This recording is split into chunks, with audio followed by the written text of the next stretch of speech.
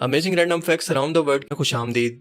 एक ऐसी मुनफरिद video series जिसमें हम दुनिया और कायनात से मुतल्लिक ऐसी हैरत अंगेज और ऐसी पुरस्कार किस्म की फैक्ट्स जानते हैं जो कि आपने आज से पहले कभी ना सुनी हो, और जिनके बारे में जानकर आप एक ही वर्ड बोलेंगे, क्या नजारा है। तो चलिए शुरू करते हैं आज का ये इंटरेस्टिंग एपिसोड।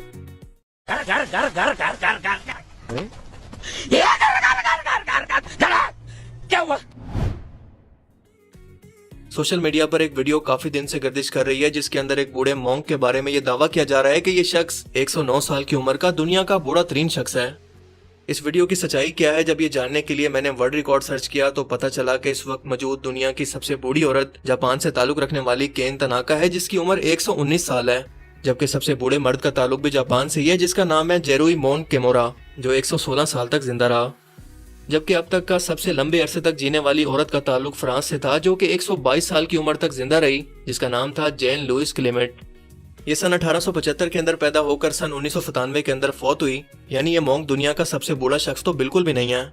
और इस शख्स की उम्र वाकई के अंदर 109 साल है जिसकी वीडियोस एक टिकटॉक अकाउंट पर इसकी ग्रैंड डॉटर अक्सर पोस्ट करती रहती है। लेकिन अफसोस कि अभी 2 हफ्ते पहले ही इस शख्स का इंतकाल हो चुका है, और यूं इस बेचारे को मरने के बाद ही पता चला होगा कि मैं भी दुनिया के अंदर फेमस हो चुका हूँ।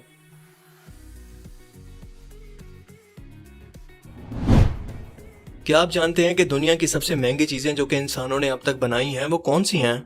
दुनिया की सबसे महंगी किताब जो कि बिकी थी वो लियोनार्डो डिवेंची की नोटबुक थी जिसका नाम था कोडेक्स लेस्टर, जिसे 1992 के अंदर बिल गेट्स ने $31 मिलियन के अंदर खरीदा, और इसके अंदर वो तमाम टेक्निक्स और राज मौजूद थे जिसे डिवेंची अपनी पेंटिंग्स के लिए और इन्वेंशंस के अंदर इस्तेमाल करता।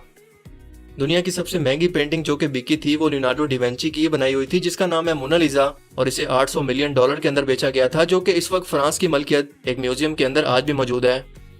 लेकिन इंसानों की बनाई गई सबसे महंगी चीज बनी तो जमीन पर है मगर मौजूद आसमान के अंदर है। जी हाँ, इंटरनेशनल स्पेस स्टेशन जिसकी मालियत है $160 बिलियन, पाकिस्तान की टोटल जीडीपी का तकरीबन हाफ। अगर हम इस्लामी तालीमात का मुताला करें तो हमें मालूम होगा कि जमीन को एक जिंदा चीज के तौर पर मुखातिब किया गया है, जैसे वो रब का हुक्म सुनती भी है और मानती भी है और इसके बाद जवाब भी देती है। हैरत अंगेज तौर पर अमेरिका में होने वाली एक रिसर्च के मुताबिक कार्नेगी इंस्टीट्यूट फॉर साइंस और न्यूयॉर्क यूनिवर्सिटी के माहिरीन साइंसदानों का कहना है कि हमारी ये जमीन किसी दिल की तरह धड़कती है जैसे ये जिंदा हो, लेकिन इसकी हर धड़कन तकरीबन 27.5 मिलियन साल यानी 2,75,00,000 साल के बाद सिर्फ एक बार होती है। आज हम जमीन को इस तरह से जिंदा नहीं कह सकते जैसे जानवरों, परिंदों, दरख्तों वगैरह को जिंदा कहा जाता है, लेकिन 1972 के अंदर जेम्स लोलाक नामी एक साइंसदान ने गाया मफरूजा पेश किया था जिसमें इसका कहना था कि जमीन अपनी कई अजीबोगरीब खसूसियात की वजह से किसी जानदार चीज की तरह बर्ताव करती है, लेकिन उस वक्त इसकी बात पर किसी ने यकीन नहीं किया। और आज खुद साइंटिस्ट ने जमीन की 26 करोड़ साल तारीख का जायजा लेने के बाद दरियाफ्त किया है कि हमारे सियारे पर लगभग हर 2,75,00,000 साल के बाद कुछ गैर मामूली तौर पर तबाहकुन वाकयात या कुदरती तबाही बहुत तेजी से देखने को मिलती है, जिनकी वजह से जमीन पर ज्यादातर जानदार सफ़े हफ्ती से मिट जाते हैं, जैसा कि आप इस ग्राफ के अंदर इस रिकॉर्ड को देख सकते हैं। ये कुदरती आफात, आतिशफिशा पहाड़ों का फट पड़ना, सिर्फ चंद साल के अरसे के अंदर जमीन के टोटल मौसमों का बदल जाना और बरआज़मों की बहुत तेज रफ्तारी से अपनी जगह को बदल लेना वगैरह शामिल है। ये सब हादसे तकरीबन 3.25 करोड़ साल के वक्फे से हो रहे हैं जिन्हें हम जमीन की धड़कन कह सकते हैं। लेकिन ये बात अब तक वो नहीं जान सके कि आखिर ये सब कुछ क्यों होता है, कैसे होता है, और सबसे बढ़कर के आखिर इसके पीछे कौन सा निजाम काम कर रहा है। यानी मुख्तसर अल्फाज के अंदर आप ये कह सकते हैं कि इंसान इसे रोकने के लिए बिल्कुल भी कुछ नहीं कर सकते, इसके सामने बिल्कुल बेबस हैं। जियो साइंस फ्रंटियर्स मैगजीन के अंदर ये रिसर्च पेपर पब्लिश किया गया है जिसे आप खुद भी स्क्रीन पर देख सकते हैं। इस सब को सुनने के बाद यकीनन आपके माइंड में ये सवाल पैदा हो सकता है कि जमीन की अगली धड़कन के लिए आखिर कितना टाइम बाकी है, जिसका जवाब है कि लगभग 2 करोड़ साल अभी बाकी हैं। अगर आने वाले कुछ टाइम के अंदर जमीन पर कोई तबाही फैलती है तो इसकी जिम्मेदार यहाँ पर रहने वाले इंसानों की मखलूक होगी, ना कि खुद जमीन। हमारे यहाँ आमतौर पर उल्लू को जहालत की वजह से मनूसत की अलामत समझा जाता है, जिसकी वजह शायद इसका जादू टोने में होने वाला इस्तेमाल है। लेकिन क्या आप जानते हैं कि उल्लू एक इंतहाई हैरत अंगेज खूबियां रखने वाला परिंदा है, और ये उड़ता ऐसे है कि इसके उड़ने की कोई आवाज ही नहीं होती, कुछ इस तरह से।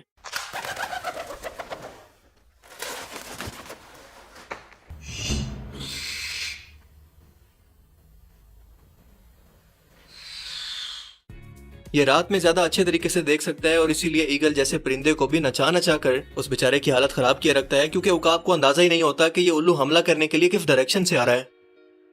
लेकिन इन सबसे बढ़कर इसकी सबसे बड़ी खासियत है अपने सर को 270 डिग्री एंगल तक मोड़ लेना, जो एक ही वक्त के अंदर हैरत अंगेज और डरावना दोनों लगता है।